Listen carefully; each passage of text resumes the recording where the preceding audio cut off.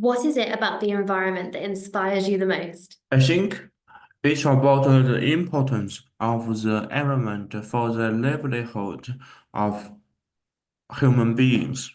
For the fishery sector, it supports some of the most vulnerable communities.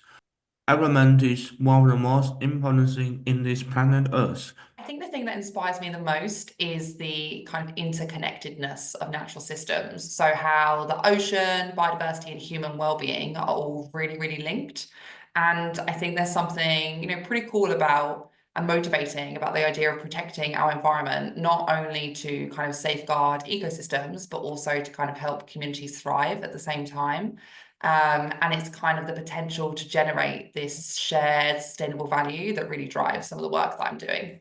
We know more about the surface of the moon than we do about our own oceans. The resilience of the environment, especially the marine environment, and it constantly drives and motivates me in the sense that even in the face of climate change, overfishing, and many other human pressures that are like threatening the safety of the marine ecosystem, the ocean has like incredible capacity to adapt and recover if given the chance. If we work hard at giving the ocean and the environment a second chance to thrive, it's really going to blow our minds. Yeah.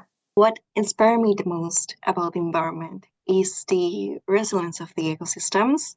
So to see how nature adapts and recovers despite the challenges that it faces every day, that's really inspiring for me. Can you give me a quick overview about your area of research?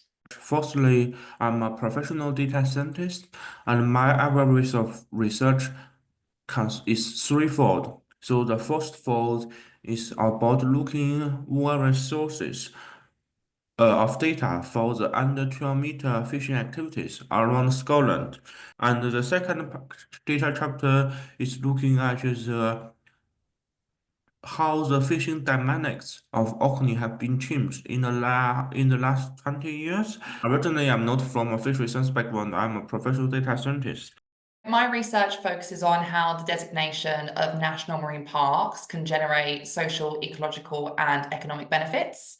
So my work is based in Plymouth, where the UK's first national marine park has been declared in Plymouth Sound, on this intersection of systems thinking, stakeholder engagement, and environmental governance, and how to evaluate how all of these benefits are distributed, what drives these benefits in the first place, and how we can enhance equity and sustainability in marine resource management. Our focus is on evaluating the environmental and economic implications of current management measures in the UK scale of fisheries. So basically, I look at how policies and practices that are currently being implemented, for example, closed areas, gear restriction, minimum landing size, how these measures affect not only the marine ecosystem, which is not only the stock, but also the livelihoods of the fishes and the sustainability of the industry as a whole. I am a marine biologist from Peru, and after my undergraduate degree, I developed my thesis about the microplastic presence in the mangrove ecosystem of northern Peru. Yeah. And due to this thesis, I had this great opportunity to join the Pacific Plastic Science Solutions project, which is like with the University of Exeter, and which focuses on the resources, the impacts, and the solutions of the plastic pollution in the Eastern Pacific. Why did you choose to undertake a PhD in marine sciences? So firstly, I was looking at as a data science professional, I would like to utilize the impact of my research, and I found out the social impact of marine science is very important. I've really had such a lifelong passion for the ocean. Even though I didn't grow up in a very small town that was not near the ocean at all, it's always where I felt the most connected and inspired. So before actually starting my PhD, I worked in marine conservation and education, so engaging communities and raising awareness of ocean issues. And this was a really, really incredible experience, but it really made me realize how critical it was to have like a strong evidence and inclusive policy frameworks to actually drive forward this change.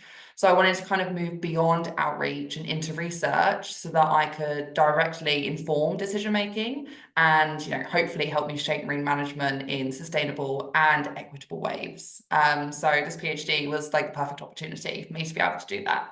First of all, this particular project kind of aligned with my research interest and looked very much like a direct progression of what I did for my master's degree. So it looked like, the right thing to do, build my skills and also contribute to the fisheries industry as a whole. And these systems are actually beautiful and essential, but we haven't taken so much care of it that human pressures are threatening the survival of these ecosystems. So I wanted to better understand how we can manage our marine resource and then in a way that balances both ecological and economic sustainability. So this PhD gave me that opportunity because it was more diverse. I'm not just looking at the biology, but the transdisciplinarity of it. I'm looking at, aside the stock, I'm looking at how the environment is affected, how the livelihoods of those who exploit it are also impacted by decisions that managers and governments make, or should I say researchers make, how it affects all these components that we usually overlook. So yeah, that's actually why I chose this particular PhD.